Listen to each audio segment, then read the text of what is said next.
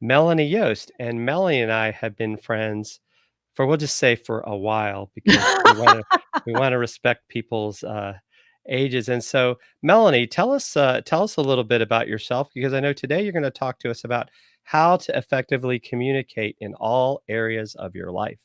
Yes. Well, thank you. And thank you guys for having me.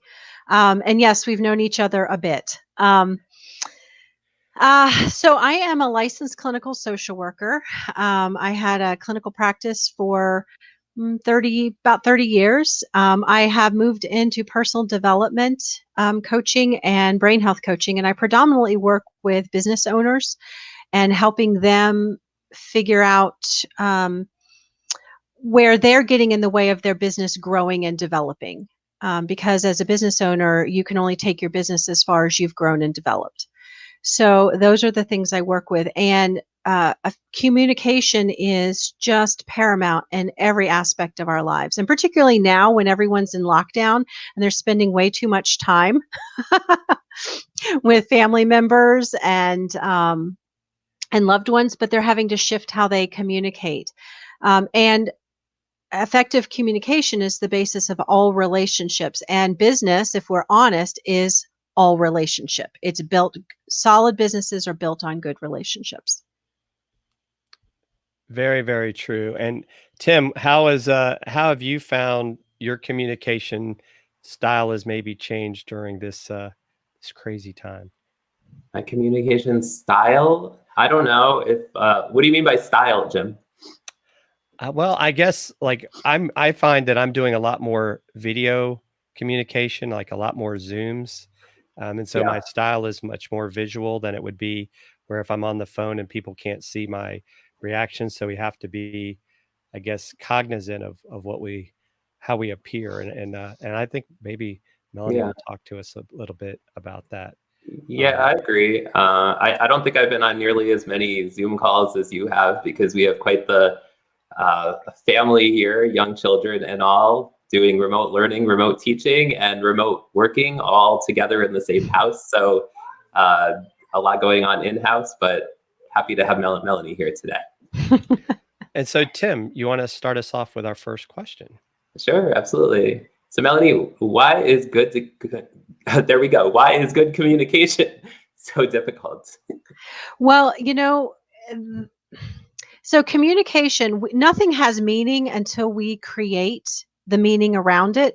So two people can use the same word, but have different definitions, internal definitions, and that can create communication that gets wonky.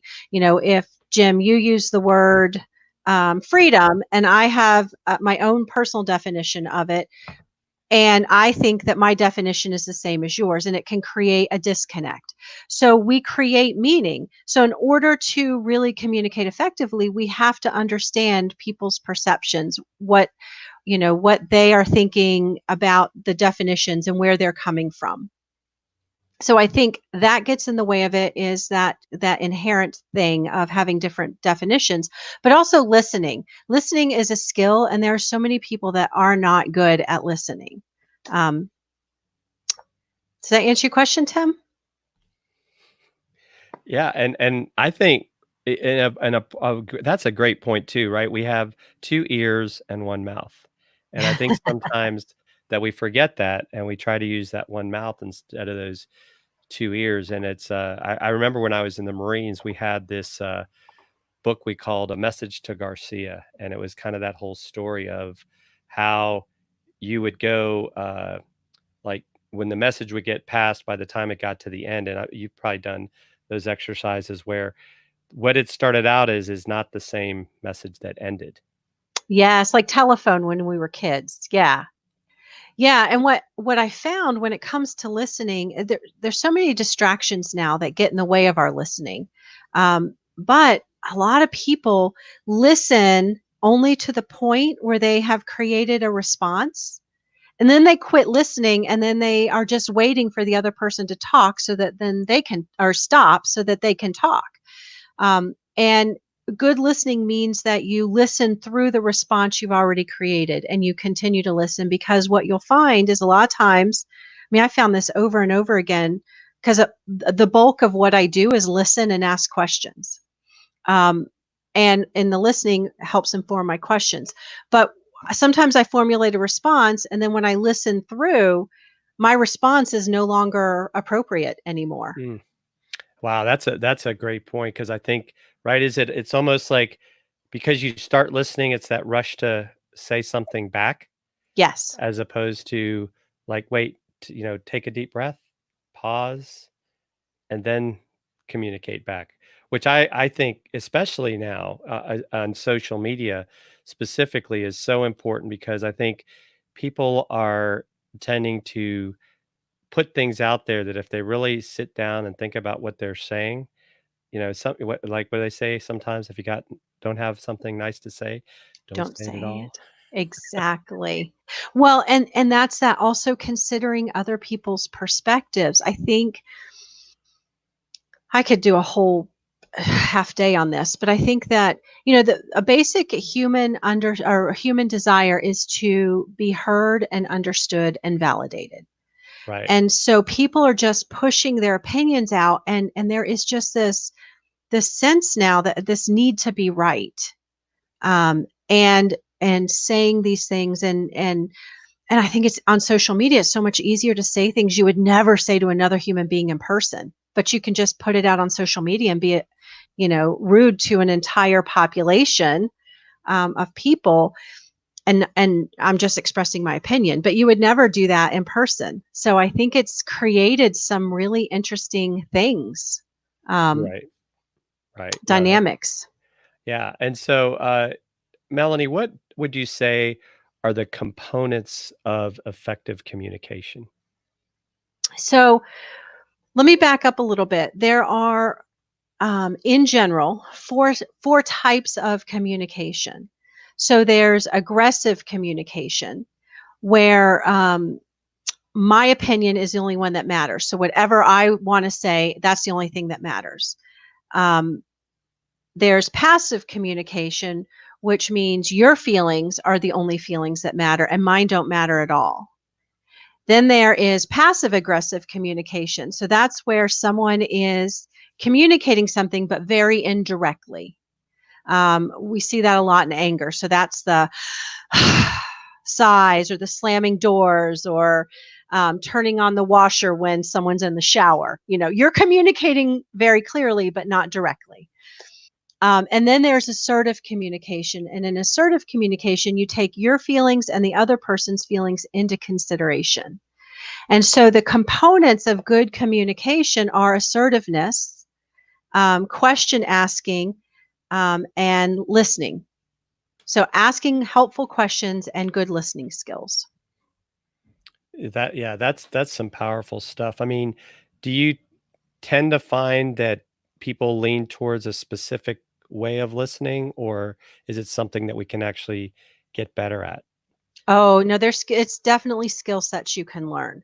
When I first started talking about this years ago, I had to really think about it because it's so inherent to what I do, and I had to break down the components. But you can absolutely learn better listening skills. And it's so effective communication really starts with asking questions, because when we ask questions, we open up possibilities. I mean, I'm a big question asker anyway, and I encourage people to ask themselves questions. Um, but when you ask questions, you open up a flow for the communication to go.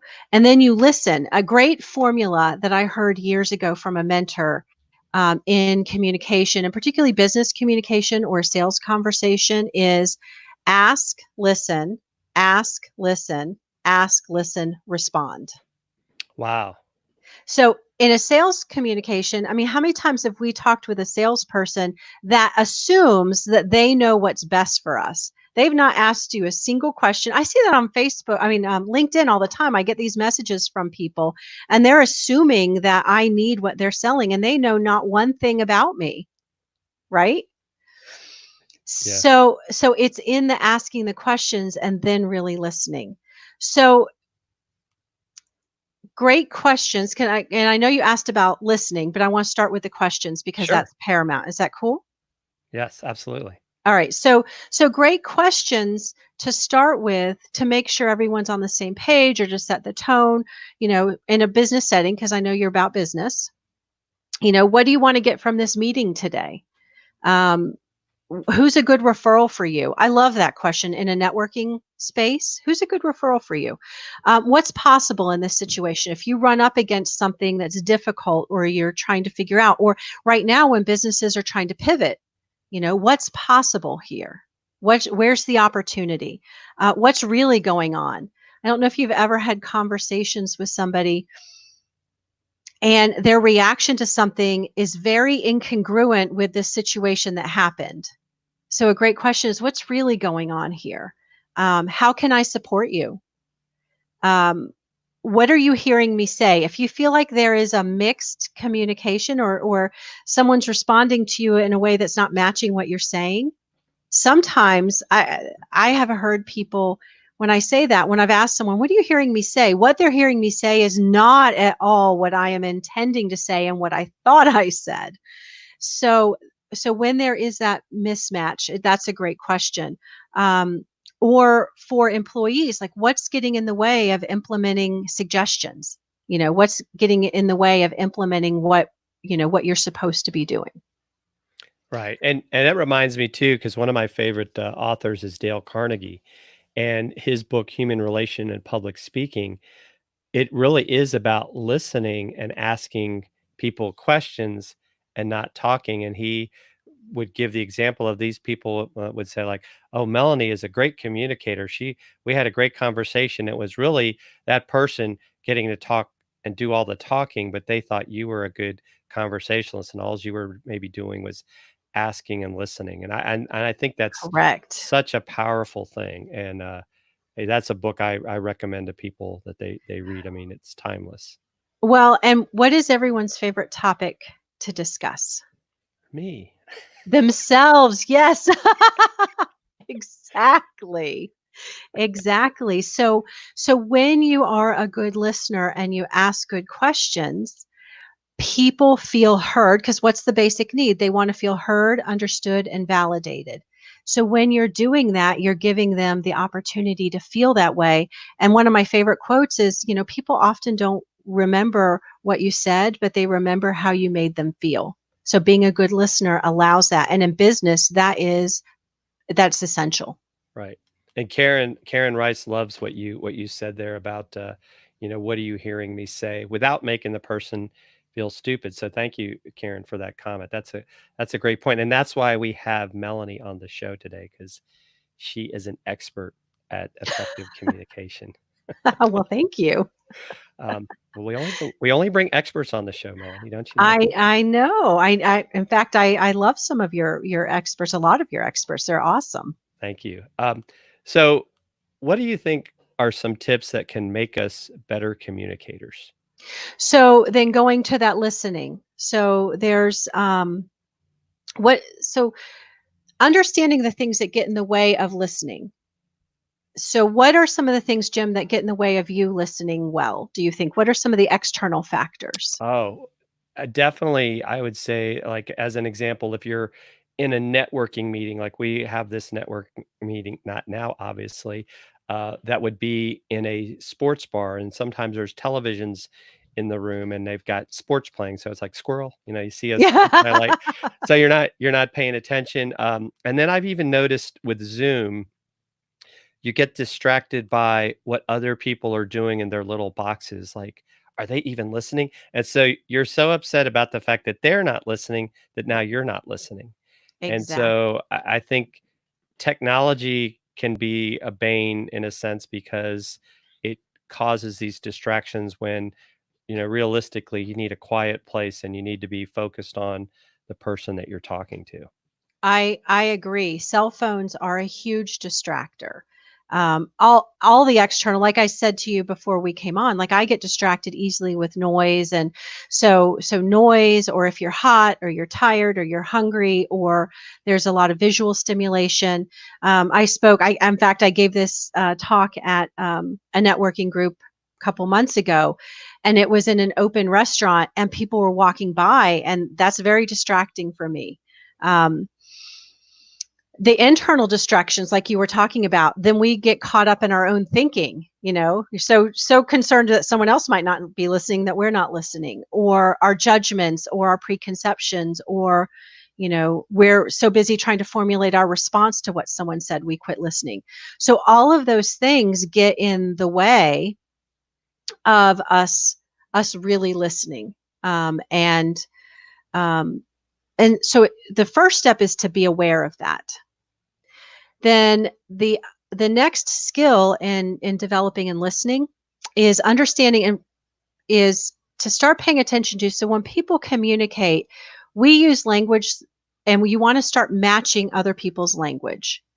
So there are people who are visual, and they speak in visual terms. And so what that would sound like is, oh, I see. Oh, yeah, the picture just became clear to me. Or yeah, I have this great vision. That's all visual language.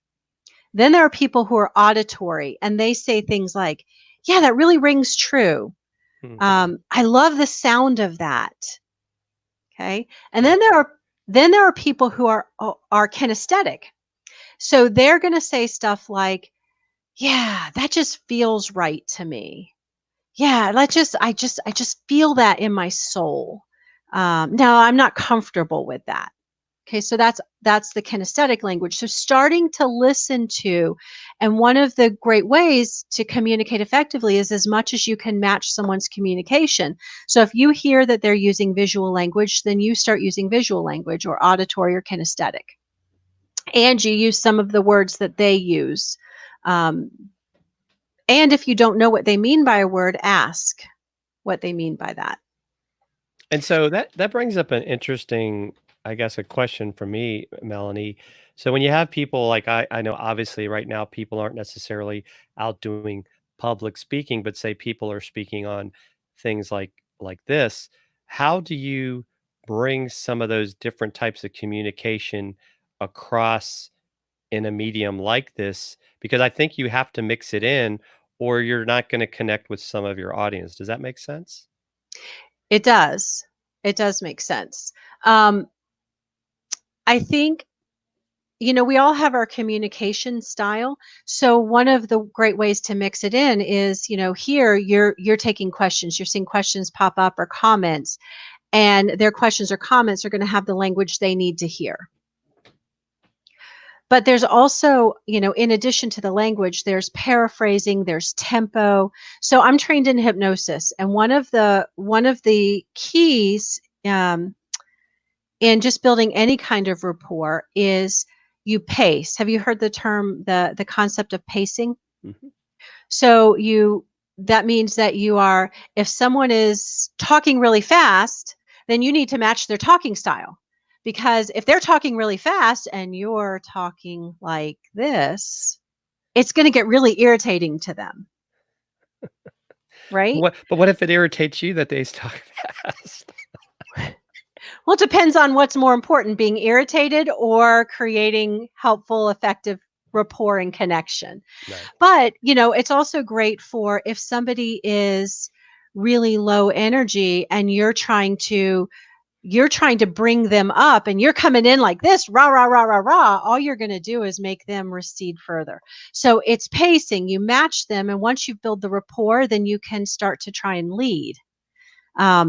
And so you can speed up you can raise your energy a little bit, or you can speed up how fast you're talking a little bit, and see if they follow. And if they follow, that means that you guys have a great rapport. Ah, very, very, very cool. And so what now you said you wanted to maybe give a quiz, or is that going to wait? Well, okay, so when you're looking at communication, content is only like 7% of it.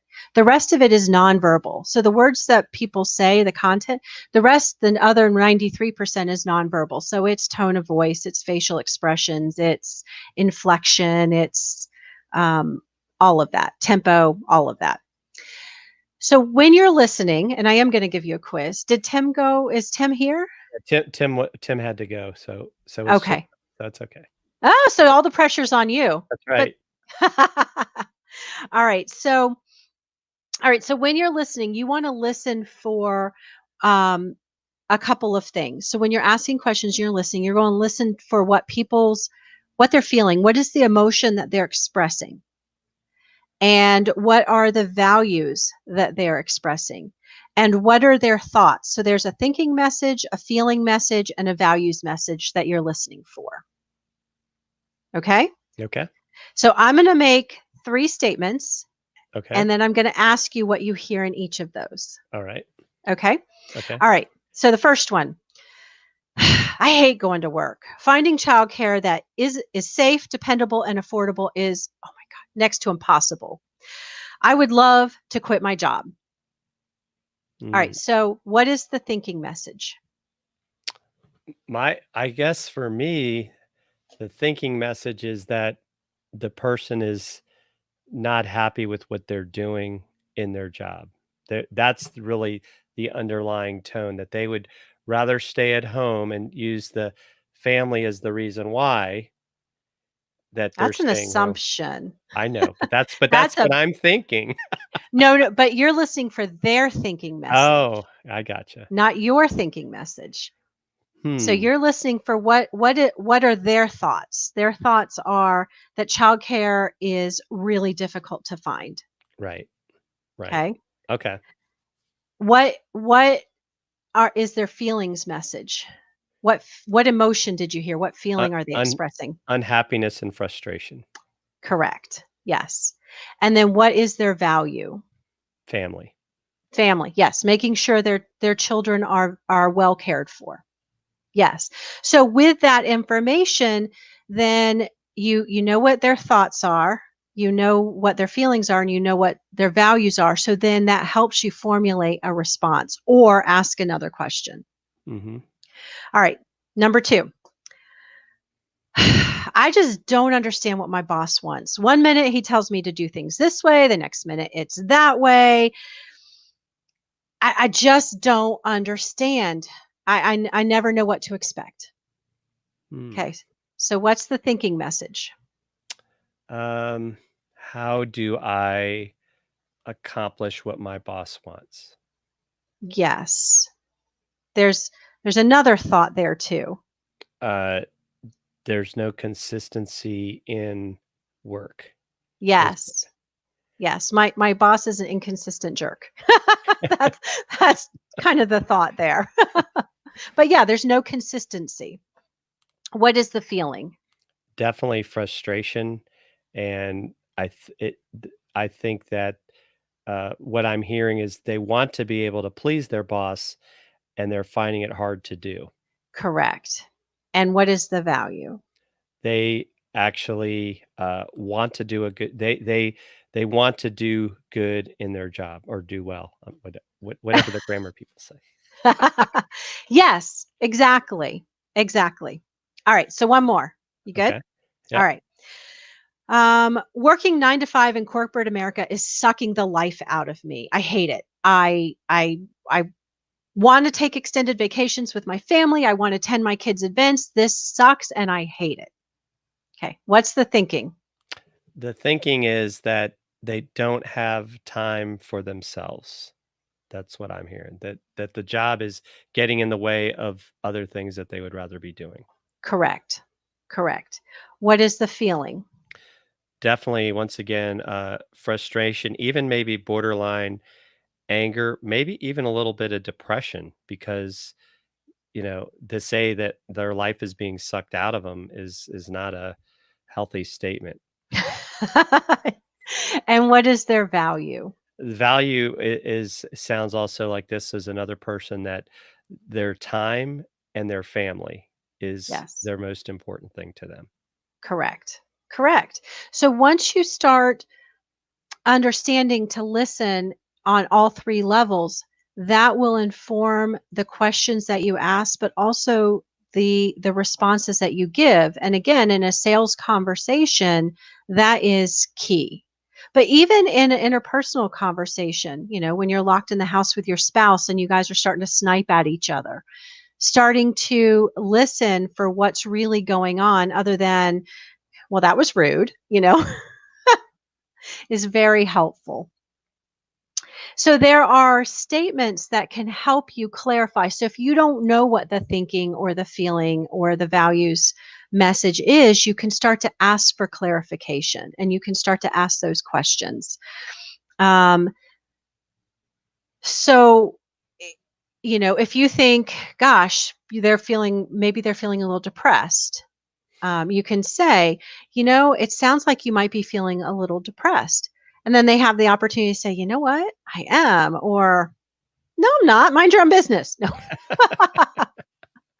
right? They can either agree or disagree.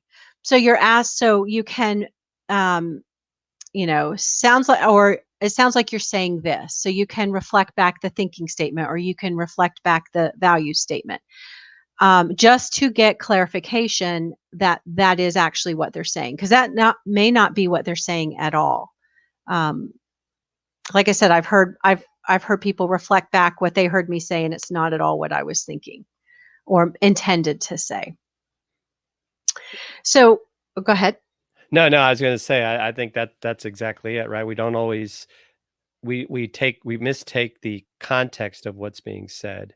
And that's why I think even to me at times, right, the difference between everything from email, text message to phone call to video all make the message clear, because if you get a text message, and that's why I used to hate that at times, it's like you don't know what the context of it is, Correct. and it can cause miscommunication. Absolutely. Context is super important. And in text, and it's so easy to miscommunicate in email or text, because you don't hear tone of voice, you don't see facial expressions. So I'm sarcastic. That's my sense of humor. I have a very sarcastic sense of humor. Well, I think they need a sarcasm font. I'm just saying. Um, because people who don't know me, or even if they do know me, but they're not in a great mood, they read something that I'm saying and trying to be funny and, just my sense of humor, it can hit them wrong. And even in face-to-face communication, I mean, I know times my husband and I, both Brian and I, are very sarcastic with each other. But if I'm in a bad mood and he tries to be sarcastic, I don't find it funny. Right. Um, It's like it's only funny when I say it's funny. right, exactly. But it's easy to misinterpret tone or read tone into text or email that was not at all implied or intended. So Right. that's where clarifying is really essential.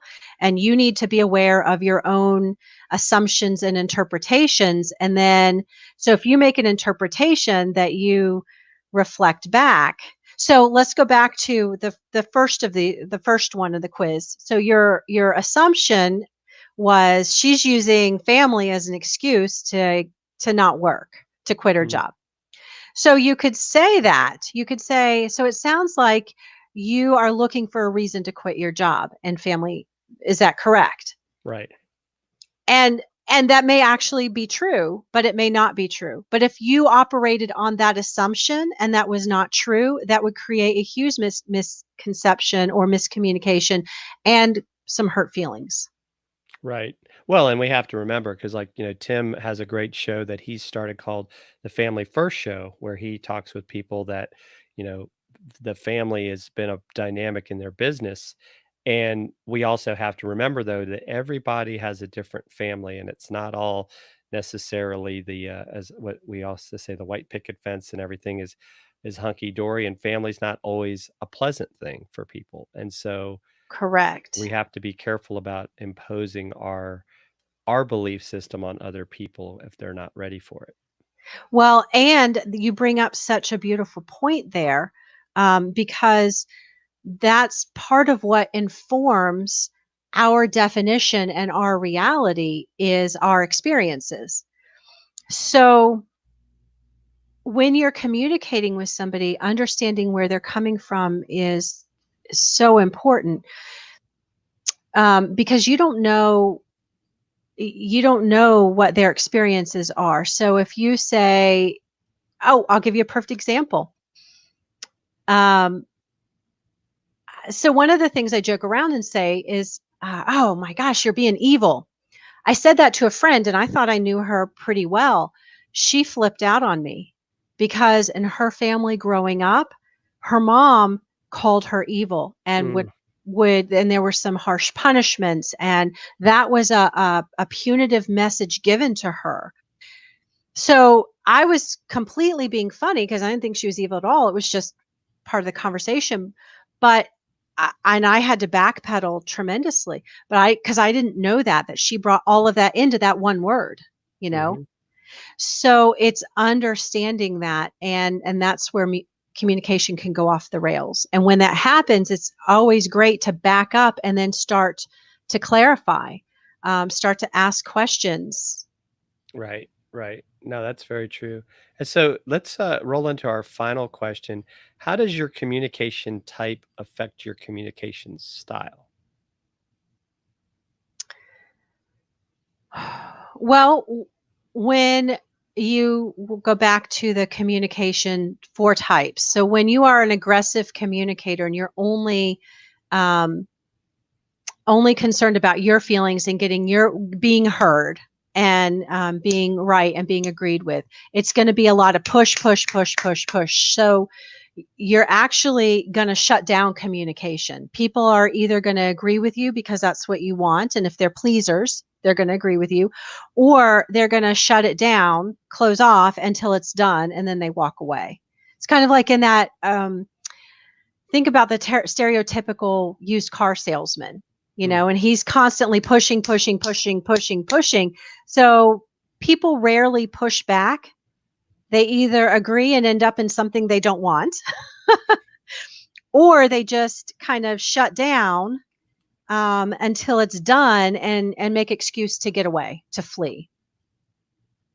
yeah, that's a good one. So in the passive communication style, those are the people that are doormats. Okay, they walk all over them. They don't stand up for themselves. They don't advocate for themselves. So their motivation is generally people pleasing. They want people to like them. They want to please people.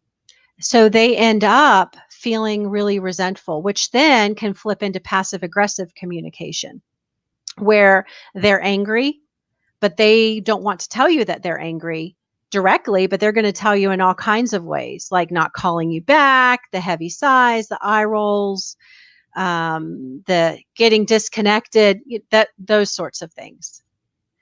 Um, the assertive and the people who are passive aggressive in their communication don't feel empowered to be assertive or to state what they need. And passive aggressive communication also tends to come from people who feel like victims. So that can happen with someone who is an aggressive communicator. And then when someone finally stands up to them, then they flip into passive aggressive. They become the victim. Mm, That happens a lot well, I could talk about that, but that happens a lot in abusive relationships, actually, where there's an aggressor. And then when someone stands up to them, they flip into the victim role. mm, Like when the police are called and then they become the victim, right. right? Wow. Yes. So, and then there's assertive communication, and assertive communication is where you're taking your feelings into consideration and you're taking the other person's feelings into consideration. And there's actually a formula. Do you want to hear it? An Yes. assertive and it sounds a little formulaic, but once you get used to using it, it's very, very helpful. So the formula is I feel. And then the key to that is you actually need a feelings word after that. So I feel happy, sad, scared, betrayed, vulnerable, joyful, angry. Okay, it needs to be a feelings word. The mistake that most people make is they put a thought after I feel. So I feel you are being an unreasonable jerk. That is a Mm, thought, not a feeling. Okay, so I feel, and then you follow it with a feelings word. Because, and then you explain why. You make a statement why. When you explain the behavior. Oh, I'm sorry. I feel when because. Sorry, I flipped that around. So I feel whatever you feel when you describe the behavior, and you want it to be as factual as possible, and you don't use emotionally charged language. And then why you feel that way. So I feel frustrated when you tell me that you're going to call me back, but you don't, because I feel like I don't matter. Okay. I feel frustrated when you tell me that we'll talk about my raise and then you never find time or we never schedule an appointment because then I don't feel valued. Okay. See how that works? Yes, yes. And when you start with the I feel, it lowers the defensiveness. When you start with you statements, it puts people on the defensive. But when you start with I statements, it lowers the defensiveness. And then if you're asking for change, then the next part is, so you say that I feel when you, because, and then the change part is if you could, then you state what you want. Mm. Then I would. So I feel frustrated when you tell me we'll talk about, my raise, and then we never schedule it because I don't feel valued. If you could just schedule a time for us to talk about it, I would really appreciate that. Okay. So that's I feel when you, because if you could, then I would. That's the formula for assertive communication, where you're taking your feelings and the other person's feelings into consideration. Wow. Well, I feel you have done a tremendous job educating all of us on being effective communicators. And I think that people should connect with you, Melanie. And so to do that, folks, you can connect with Melanie on LinkedIn or check out her Facebook page, Melanie Yost, Personal Development and Brain Health Coach, because that's actually something a lot of us need right now is brain health. I mean, any specific thoughts on, like, is there anything diet wise that we can do to help our brains right now? Oh my goodness, yes. So right now it's a high stress time. So people are craving junk food. And it is, I mean, that's horrible for your overall health. It's horrible for your brain health. It makes you, it makes your thinking fuzzy. Your cognition slower. So eating healthy, eating lean protein, eating lots of fruits and vegetables, eating whole foods versus processed foods is huge for your brain health and your overall health. That's awesome. So any final thoughts, Melanie? No, I have really enjoyed chatting with you. I'm sorry Tim had to go.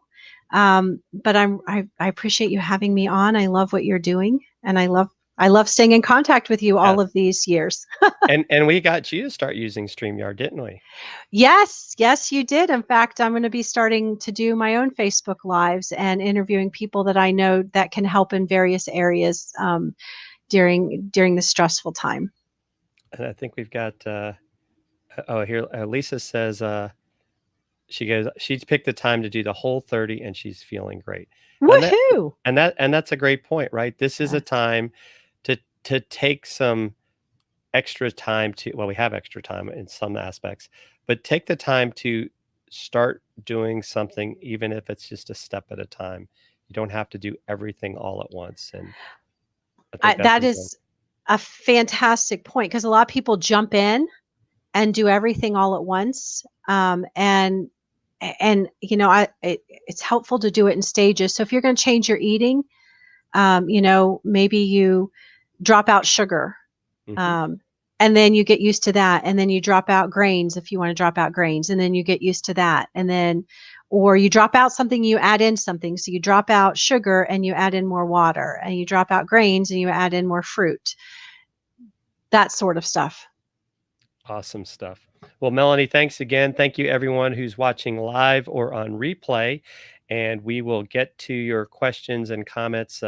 Thanks to everybody that was watching over on LinkedIn. And I know that StreamYard's working to allow us to bring those comments in the future. And Tim, sorry you had to drop off today. Hope everything is going well there. And we will see you next week with our guest, Anna Morgan. He'll be talking about personal branding. So we're looking to help everyone get a little better when we're all stuck inside. Take care, everyone. Bye.